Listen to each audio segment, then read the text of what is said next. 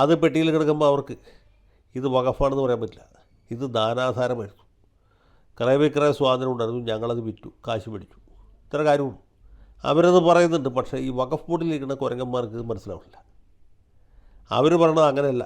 ഒരിക്കൽ വഖഫായ പിന്നെ ആയുഷ്കാലം മുഴുവനും വഖഫായിരിക്കും. ആയുഷ്കാലമല്ല, കൽപ്പാന്ത കാലത്തോളം വഖഫായിരിക്കും. അതുകൊണ്ട് ഇത് ഒരു കാരണവശാലും വിൽപ്പന ഞങ്ങൾ അംഗീകരിക്കില്ല. ഈ മത്സ്യത്തൊഴിലാളികൾക്കാവട്ടെ മറ്റു സാധാരണക്കാർക്കാവട്ടെ അവിടെ താമസിക്കുന്ന ആർക്കെങ്കിലും ആവട്ടെ ഇതിൽ യാതൊരു അവകാശവുമില്ല. അവരിപ്പം തന്നെ ഒഴിഞ്ഞു തരണം. അവർ നാട് വിട്ടു പോകണം. അവർ കൂടും കുടുക്കെടുത്ത് സ്ഥലം വിട്ടു പോകണം എന്നുള്ളതാണ് വഖഫ് ബോർഡിൻ്റെ തത്വാധിഷ്ഠിതമായ നിലപാട്.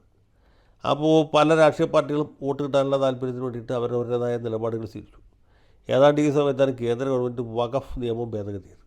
അപ്പോൾ ഈ നിയമം ഭേദഗതി ചെയ്താൽ നീതി കിട്ടും എന്നാണ് നമ്മുടെ മുനമ്പത്തുകാർ വിചാരിച്ചത്.